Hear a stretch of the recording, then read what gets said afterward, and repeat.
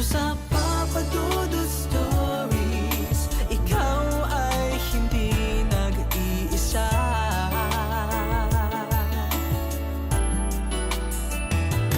Dito sa Papa Dudut Stories, may nagmamahal sa'yo.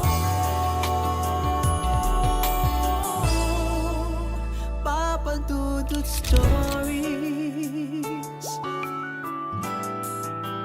Papa Dudut Stories. Dear Papa Dudut, sa lahat po ng mga nakatutok ngayon, huwag kalimutan na mag-like, mag-share at mag-subscribe.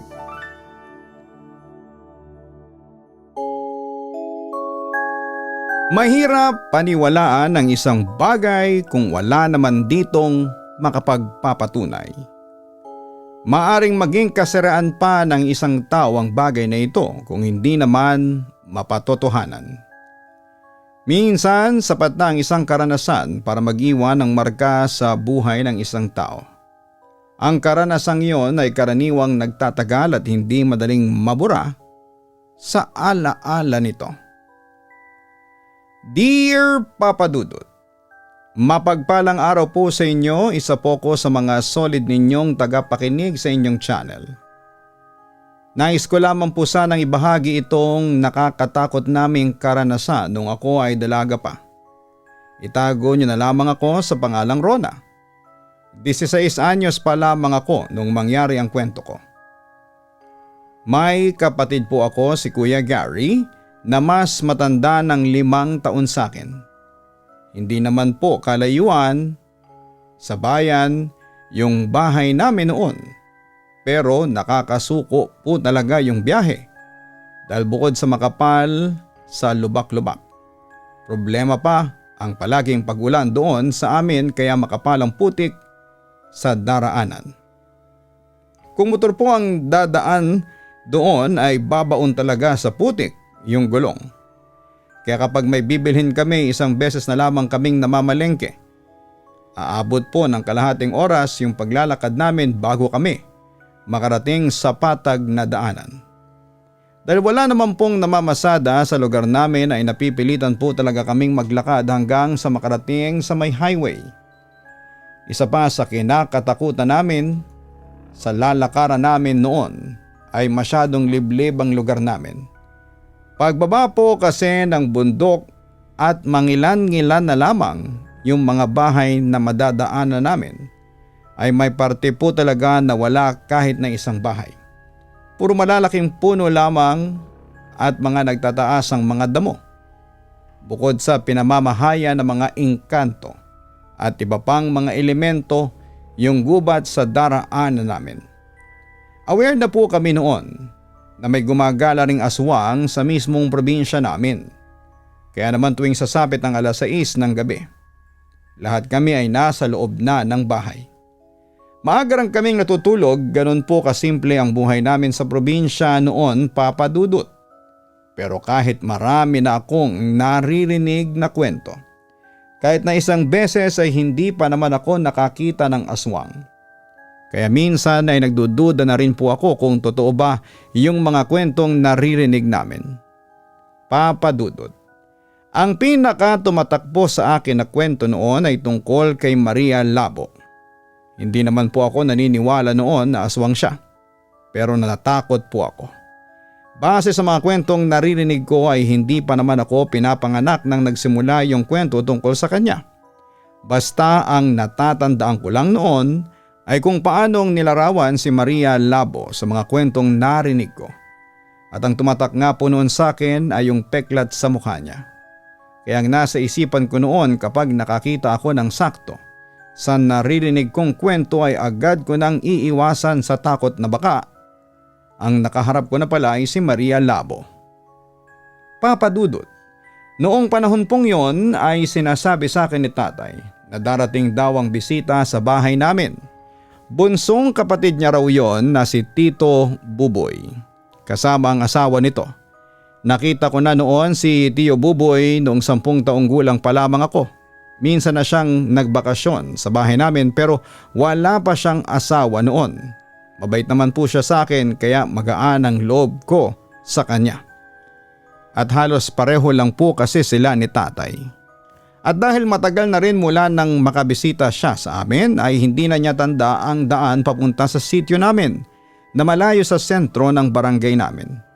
Habang nag-aalmusal kami noon, saka lang namin nalaman kay tatay na may paparating pala kaming bisita. Rona, huwag ka na munang sumama sa kaingin. Dito ka na lamang sa bahay. Maglinis ka at saka magluto ka na rin na makakain mamaya ng tsuhin at tsahin nyo. At ikaw naman Gary, sunduin mo sina Buboy mamaya sa may kanto. Baka maligaw ang mga yon. Kasama niya ang asawa niya, nakakahiya naman kung hindi man lang susunduin. Sabi noon ni tatay.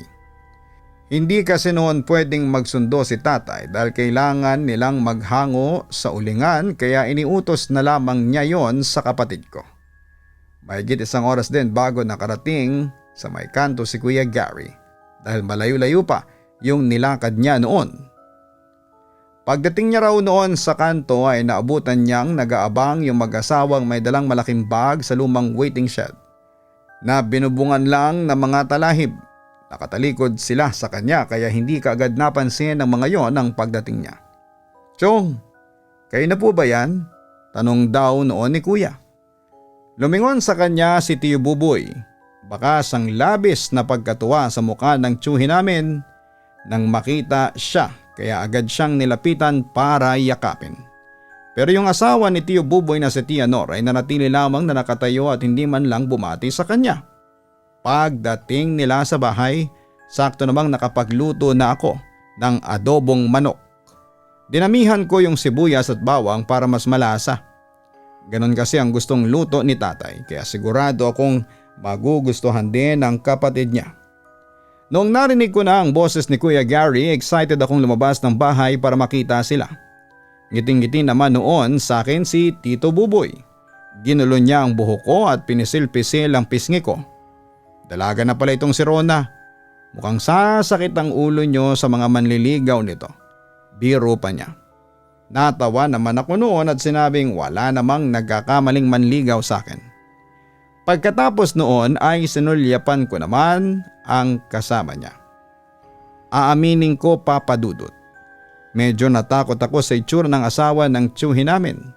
May kahabaan po kasi ang kulot na buhok niya na medyo nakatakip na sa muka tapos ay may malaki siyang peklat sa muka. Pahaba yun at halatang halata sa pisngi niya. Kung titingnan po ng mabuti ay para yung tinaga. Parehong pareho yon sa naririnig kong kwento tungkol kay Maria Labo. Napakurap-kurap pa ako noon habang pinagmamasdan siya. Sa tingin ko naman ay malabong maging siya yon. Papa Dudut, napahinto lamang ang pagtitig ko sa kanya nang muling magsalita si Tiyo Buboy. Kasama ko nga pala si Tia Nora nyo. Magbabakasyon sana kami rito kahit na 1 buwan lang. Buti nga't pumayag ang tatay nyo eh. Inabot ko ang kamay ni Tia Nora para sana'y magmano pero nagulat ako nang iniwas niya yon. Napakunot ang noo ko at napatingin sa kanya. Papa Dudut, hindi ko maintindihan kung bakit bigla na lamang akong kinabahan ng magtama ang mga mata namin ni Tia Nora. Para kasing may kakaiba sa mga mata niya. Nakakatakot siyang tumingin. Mukhang hindi naman napansin ni Tiyo Buboy ang inakto ng asawa niya dahil excited na siyang pumasok sa bahay. Na-miss niya raw kasing tumira doon. Kaagad ako naghanda ng makakain para sa kanila. Tuwang-tuwa si Tiyo Buboy dahil gutom na raw siya. Pero nagtaka ako nang mapansing siya lang ang umupo para kumain. Naiwan sa sala si Tia Nora na nakatingin lang sa may salamin. Chong, hindi po ba kakain si Tia Nora? Bahagyang natigilan si Tiyo Buboy nang mapatingin sa akin pero maya-maya lang ay medyo natawa na siya. Naku, hindi siya kumakain ng ganito si Nora. Hayaan mo na't hindi pa naman siya nagugutom. Bawal po ba siya ng karneng manok? Curious kong tanong. Hindi naman pero bawal kasi sa kanya yung mga rekado. Lalo na kung maalat. Napatango-tango na lamang ako noon dahil naisip kong baka may sakit si Tia Nora. Kaya bawal siya sa mga rekadong hinalo ko sa adobong manok. Sabi ni Chong, siya na raw ang bahala sa kakainin ng asawa niya para hindi naman daw nakakahiya sa amin. At dahil mukhang masungit si Tia Nora ay pumayag na lamang kami sa gusto niya. Wala rin naman kasi sa amin ni Kuya ang gustong makipag-usap o makipag-close sa tiyahin naming hindi nagsasalita at hindi man lang marunong umiti. Bandang alas 5 na nang makauwi sina nanay at tatay. Hindi na sila nagulat nang makita ang mga bisita namin. Si Tio Buboy ay nakipag-usap kay tatay. Nagkamustahan sila at nagkwentuhan. Si nanay naman ay nag-asikaso na ng hapunan namin kaya tumulong na ako sa kanya. "Nasaan yung tiyahin mo?" tanong ni nanay pagkalapit ko sa kanya. "Nandun po sa labas. Nay, nagpapahangin yata." "Nakikipag-usap naman ba sa inyo?" "Binati ko kanina hindi man lang ako inimikan." "Naku nay, kahit naman po kami ni Kuya. Binati ko siya at magmamano sana pero parang ayaw niyang magpahawak." Napabuntong hininga na lamang noon si nanay. Sabi niya, "Papa Dudut, mukhang mahihirapan daw kaming pakisamahan si Tia Nora. Kaya gano'n na ang pakikitungo sa amin." Pero sinabihan niya ako na hayaan na lamang daw si Tia Nora at pakisamahan pa rin ng maayos dahil bisita pa rin sila sa bahay namin. Pagkatapos kong tulungan si nanay ay lumabas muna ako ng bahay. "Papa Dudut, napakunot ang noo ko nang makita si Tia Nora. Nakatayo siya sa labas ng kulungan ng manok namin. Hindi ko alam kung bakit panay ang tingin niya sa kulungan ng mga alaga naming manok at sa 2 kambing na nakatali sa puno ng santol. Nagpalipat-lipat lang ang tingin niya sa mga yon.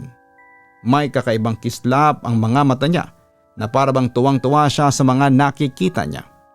May pagkasabik na hindi ko maipaliwanag.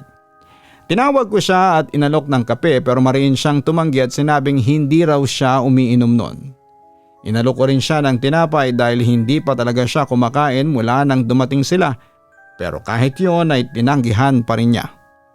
Pagsapit ng hapunan, Papa Dudut, nakapagtataka talaga na hindi pa rin kumakain si Tia Nora.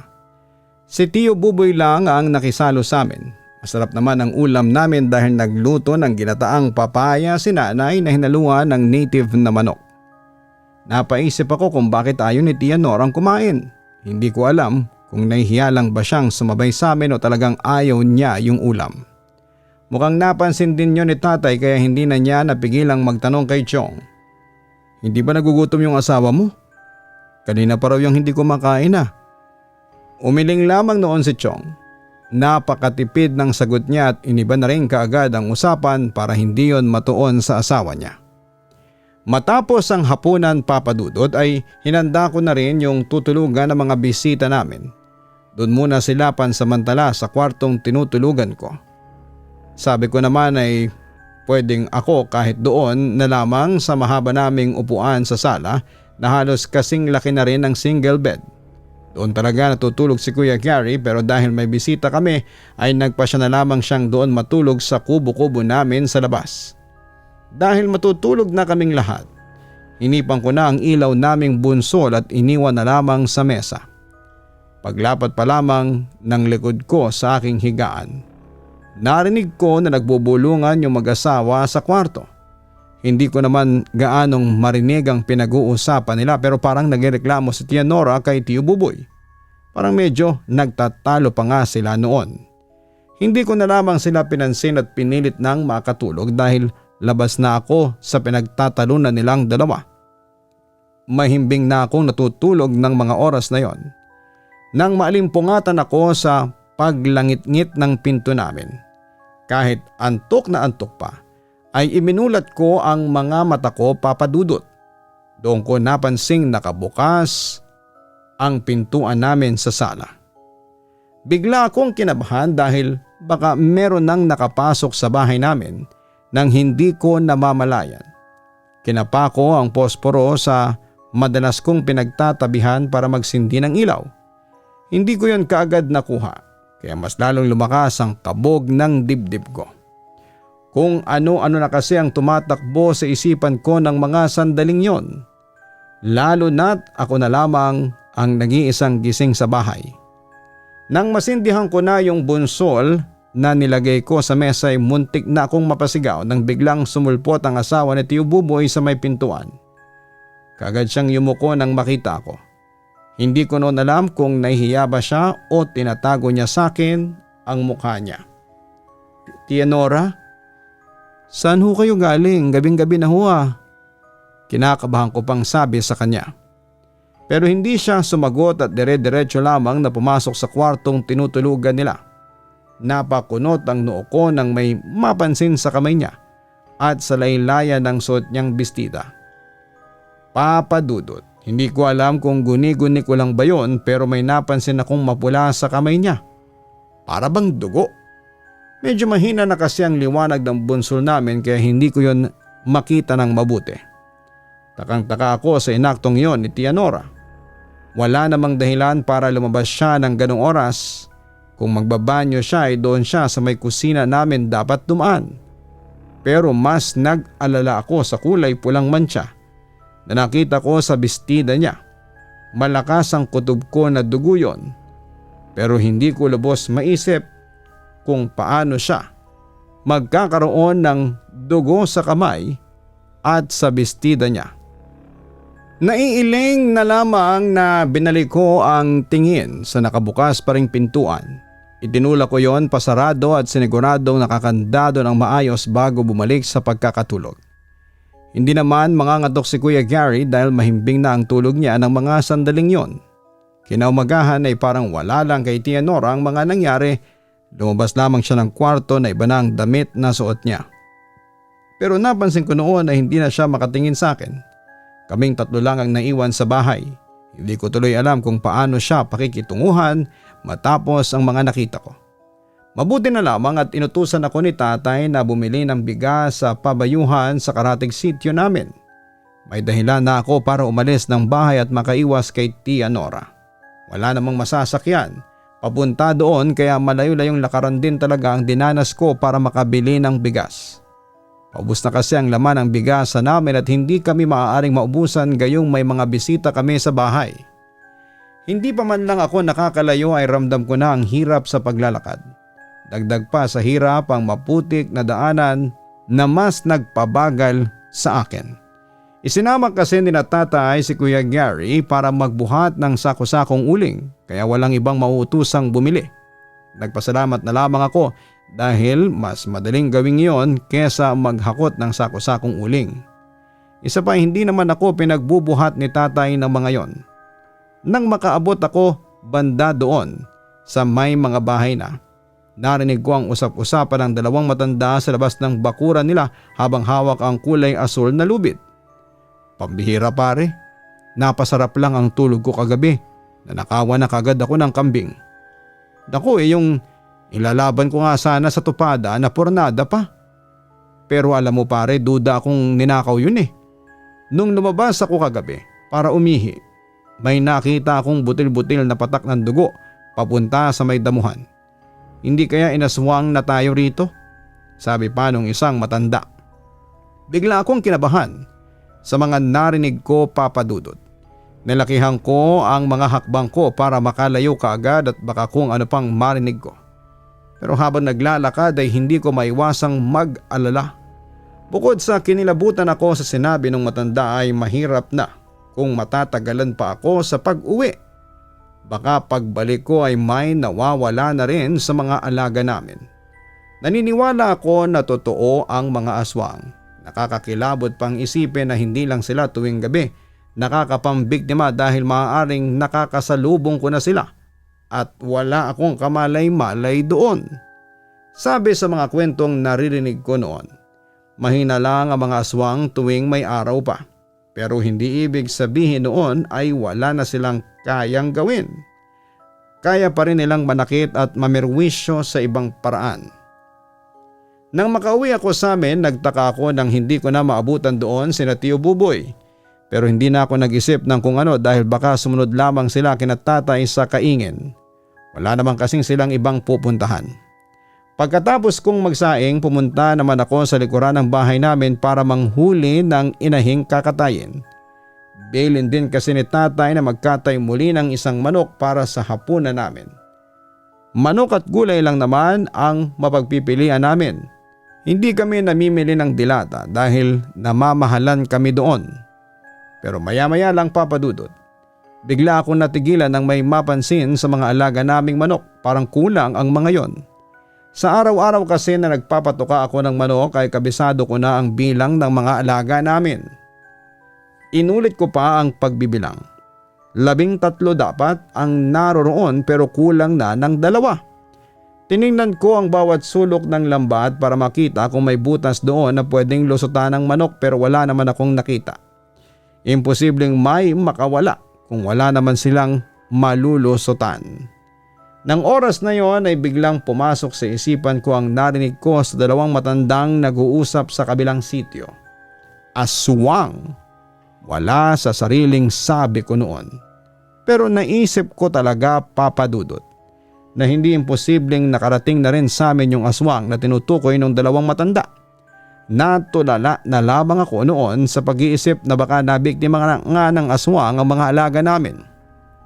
Dahil sa pagkawala ng 2 inahin namin, maaga kong kinuha sa pinagtatalian ang mga kambing sa takot na ang mga yun naman ang mawala. Siguradong katakot-takot na sermon na ang aabutin ko kay tatay. Habang hila-hila ko yung 2 kambing ay natigilan ako nang may mapansin sa may sagingan. Para bang may tao. At nang tingnan ko yon nang mabuti nakita ko yung babaeng nakatalikod. Napakunot ang noo ko nang mapansing parang pamilyar ang damit na suot noong babae. Mas lalo ko siyang nakilala nang tumagilid na siya. Napasinghap ako nang makilala ang damit na suot ni Tia Nora. Tatawagin ko na sana siya nang makita ko ang hawak niya, Papa Dudut. Nanlaki ang mga mata ko nang makita ang hawak niya ang nawawala naming inahing manok.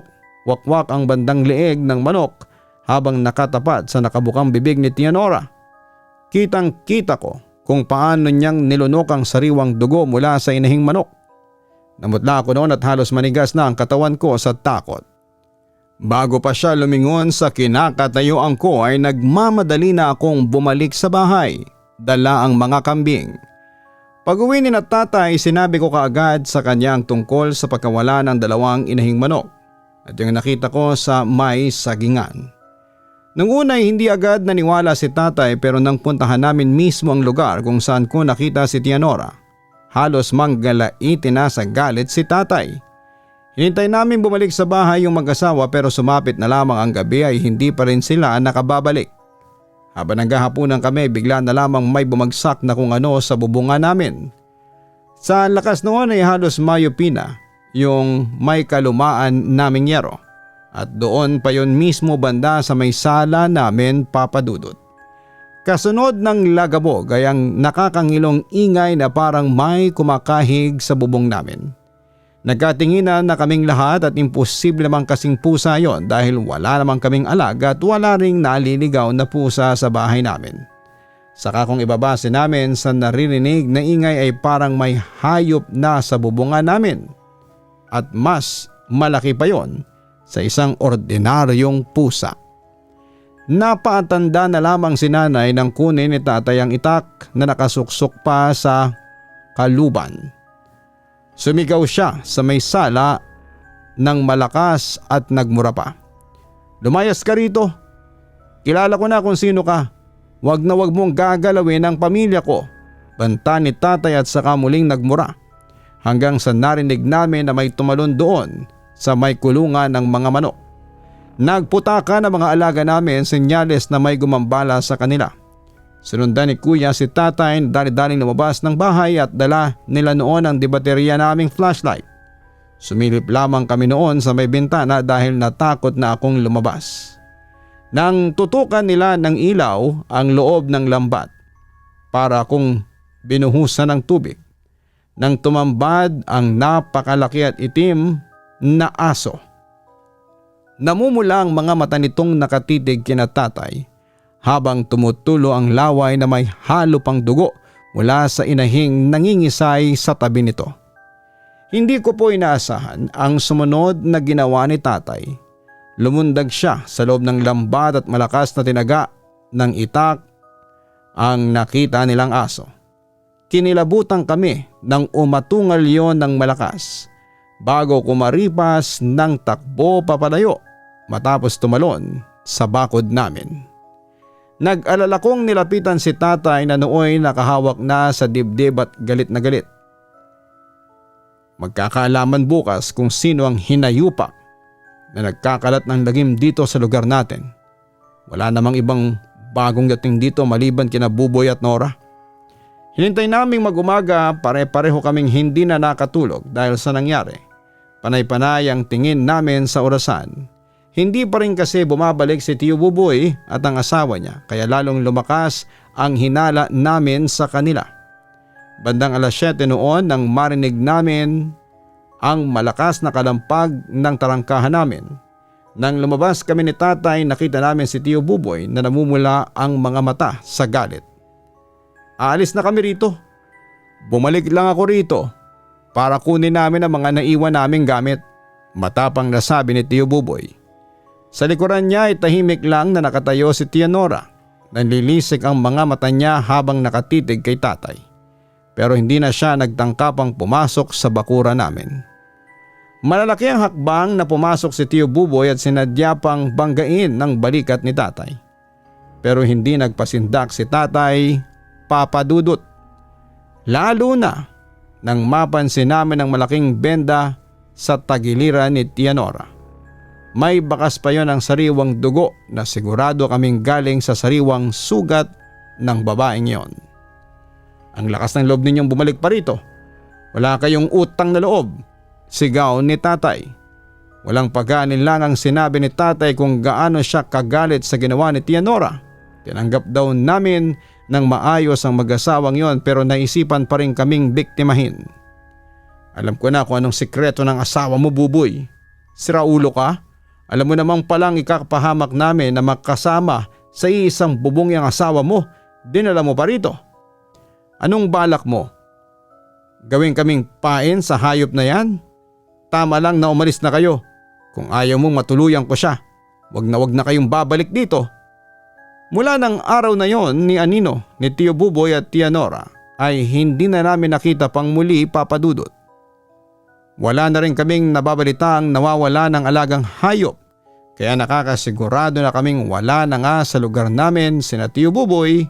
Pero kumalat ang usap-usapan na may nakakita raw kay Maria Labo sa kabilang sitio at ang pruwebang tinutukoy nila ay tumutugma sa itsura ni Tia Nora.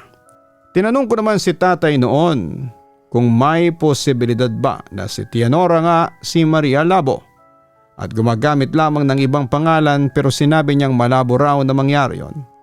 Hindi magandang idawit pa natin ang pangalan ni Maria Labo sa kahayupan ng mga tulad ni Nora. At hindi rin magandang basta-basta na lamang nating bansagan na Maria Labo ang babaeng makikitaan natin ng parehong peklat niya na naririnig natin sa mga sabi-sabi. Tumango na lamang ako noon at tinandaan ang sinabi ni tatay. Kaya lang, Papa Dudut, hindi man si Tia Nora ang tinutukoy na Maria Labo ay tunay pa rin siyang nakakakilabot.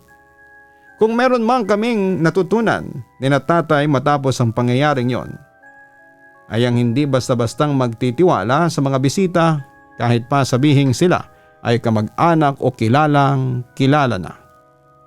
Mabuti nang maging maingat kesa hintayin pang maging huli ang lahat.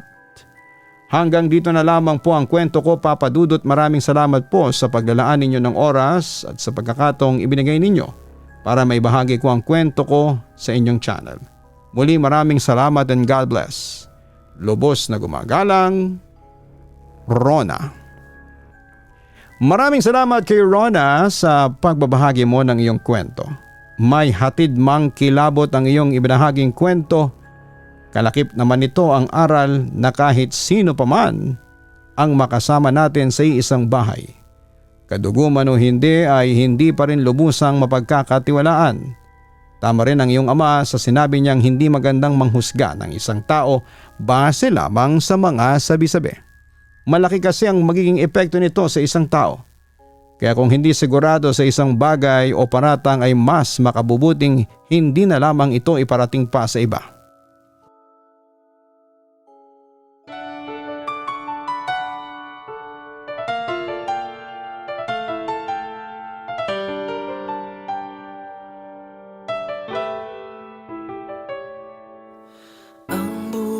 ay mahiwaga, laging may lungkot at saya. Sa Papa Dudut Stories, laging may karamay ka.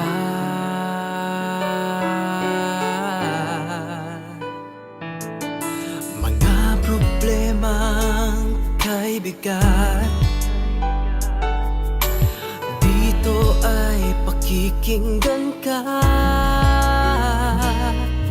Sa Papa Dudut Stories, kami ay iyong kasama.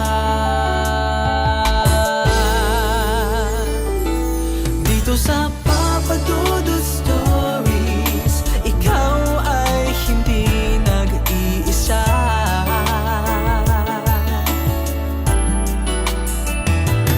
Dito sa Papa Dudut Stories, may nagmamahal sa'yo. Papa Dudut Stories, Papa Dudut Stories,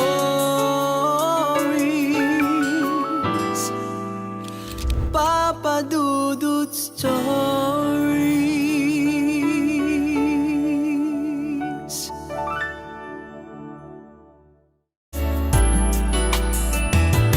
Dito sa Papa Dudut Stories, may nagmamahal sa'yo. Papa Dudut Stories, Papa Dudut Stories. Hello mga ka-online, si Papa Dudut po ito. Nag-enjoy ka ba sa ating kwento ngayong araw? Huwag kalimutan na i-share, mag-like at mag-subscribe. Maraming salamat po.